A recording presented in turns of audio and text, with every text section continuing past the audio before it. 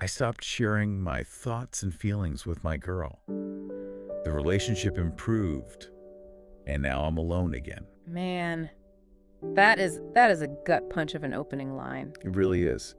I read that quote in the source material we're covering today, and I just stopped cold because it feels like it captures this massive silent crisis happening right now. It's like a total damned if you do, damned if you don't situation for men. Yeah, it highlights a huge conflict of narratives out there right now because if you go to a therapist or you read a self-help book or listen to, half the internet, what do they tell you? They say vulnerability is strength. Share your feelings. Communication is the key to a healthy relationship. Right. If you don't share, you're emotionally unavailable. You're a stone wall. Exactly. But then you have this entirely different voice, the manosphere, the red pill crowd, the alpha podcast, and they are screaming the exact opposite. They say, don't do it. If you show weakness, she'll get the ick. She'll lose respect for you. You will be punished for opening up. And obviously, I want to be super clear right up front for anyone listening. We are not endorsing the alpha crowd's viewpoint here, nor are we blindly endorsing the pop psychology internet viewpoint. We're just looking at the source material to see what the actual ideas are. Right, absolutely. We're just reporting on what the analysis of the data shows. And the guy in our opening quote, he seems to prove that second group right. He shut his mouth, he stopped sharing, and the relationship, quote unquote, improved.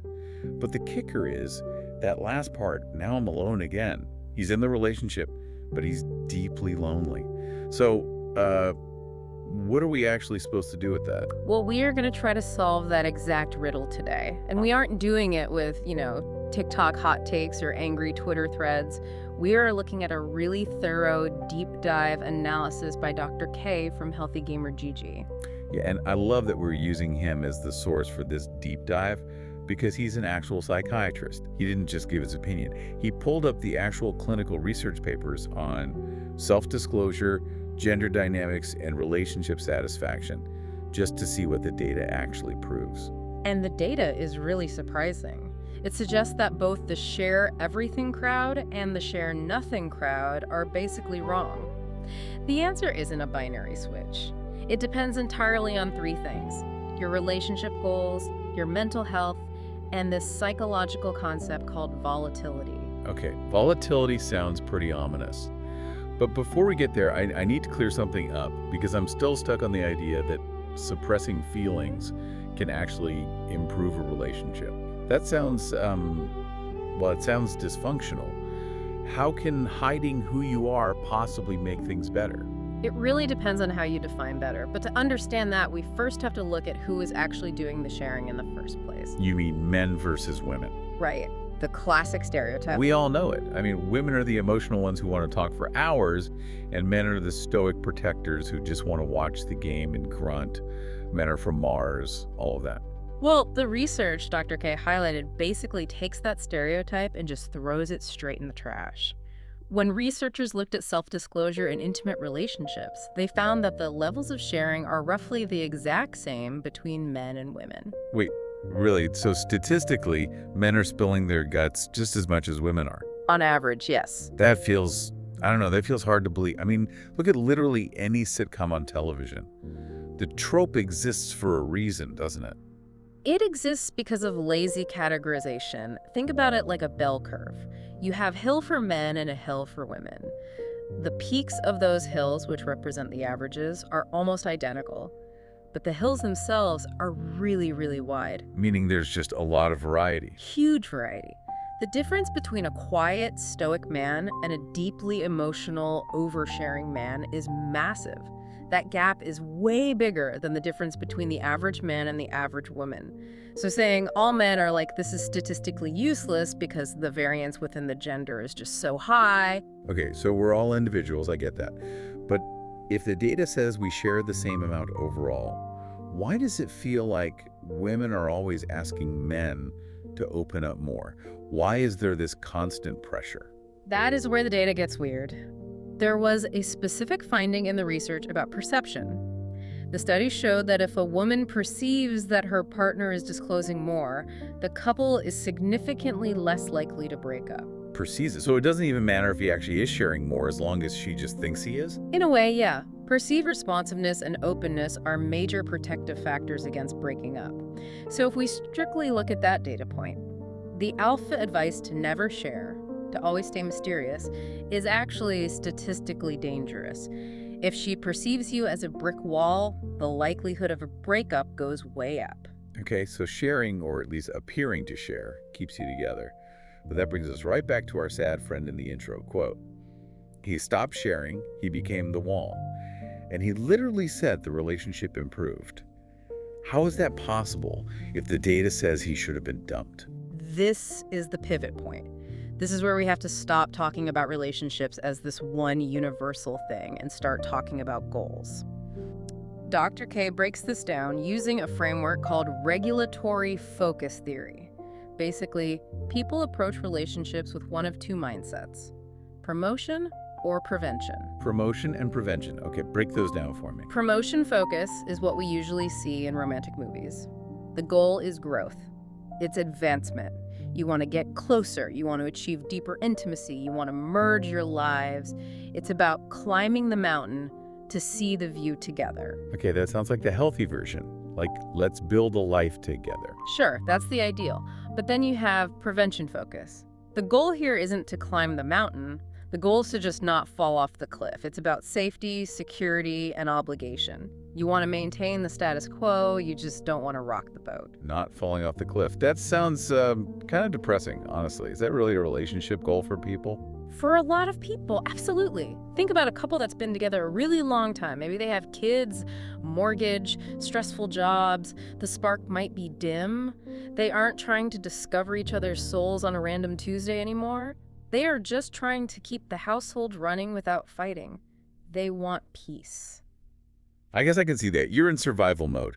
You just want to get through the week without an argument over the dishwasher. Exactly. And here is the counterintuitive finding from the research. For people with a prevention focus, being emotionally suppressive was associated with greater marital satisfaction. Seriously.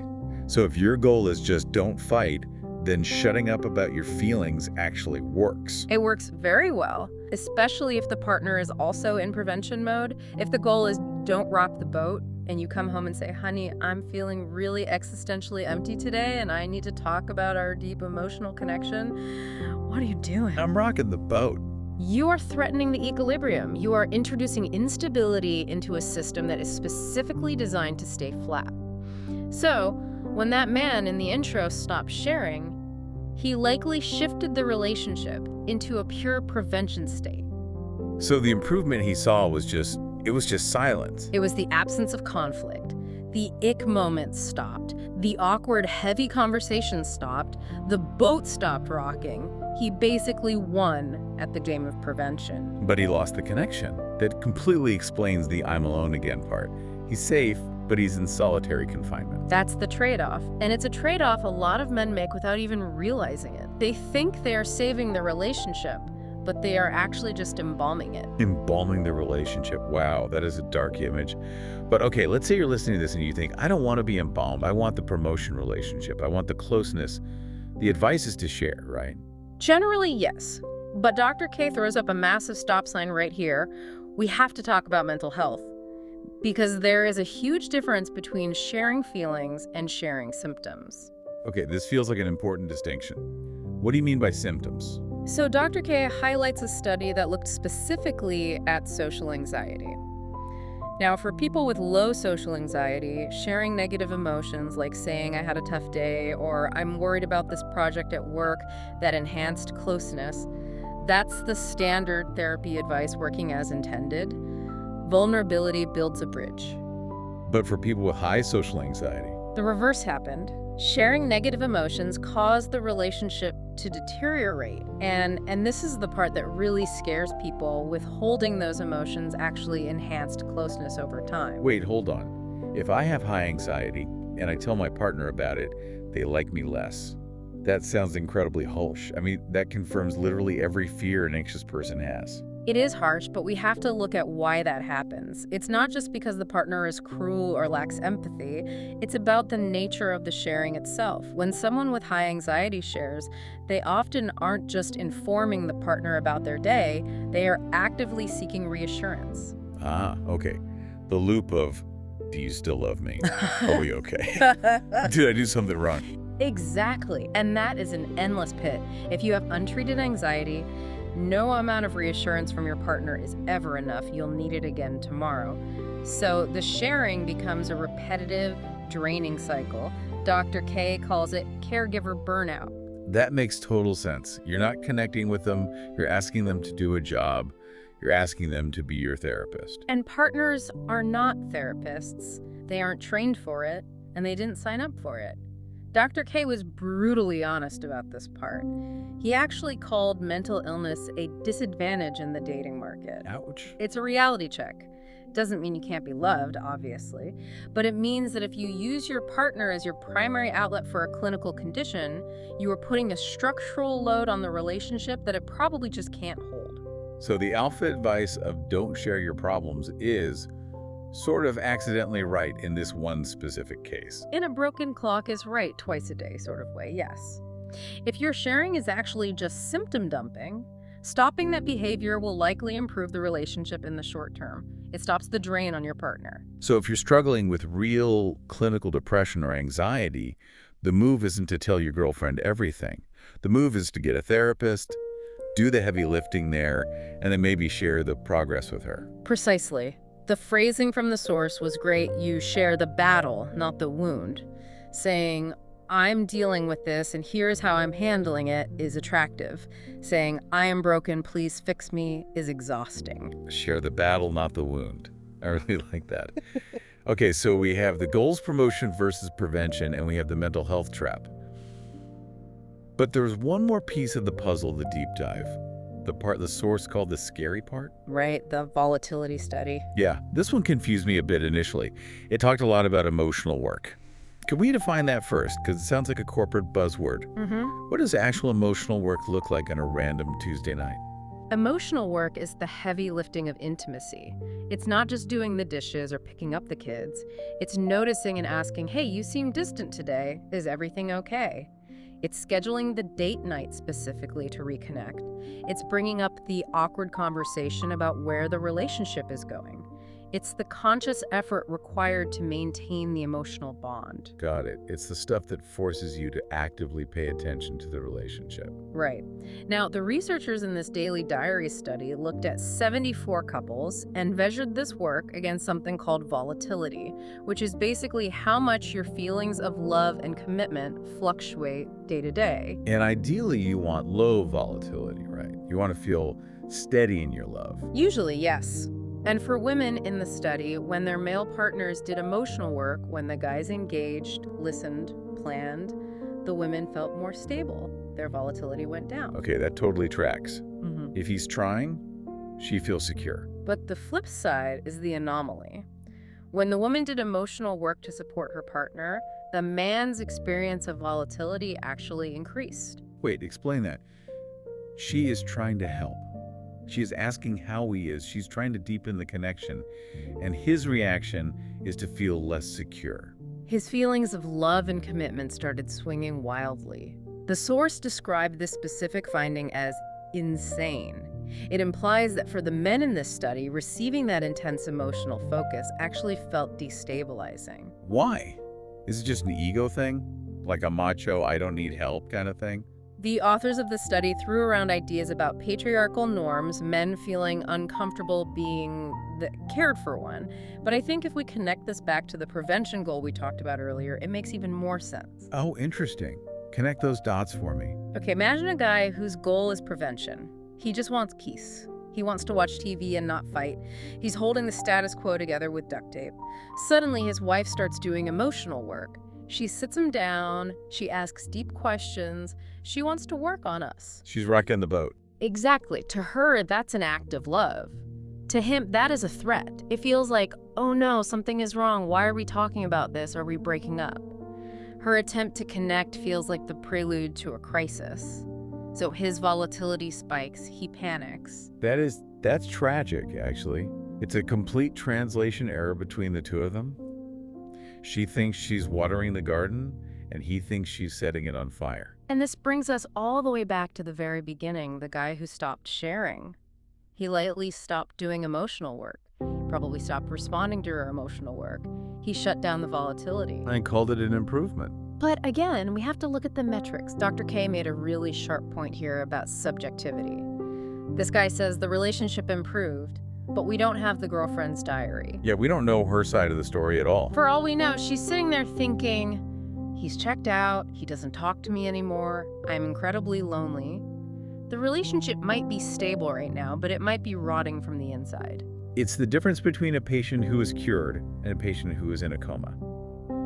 They're both quiet, but one is definitely not improved.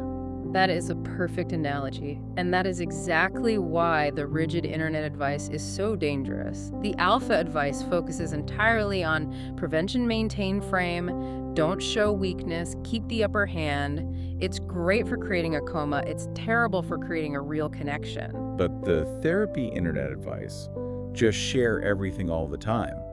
They can be dangerous too if you don't account for your own anxiety or the timing. Right. If you share everything with a prevention-focused partner, you might just blow up the relationship entirely. So this is a lot to digest.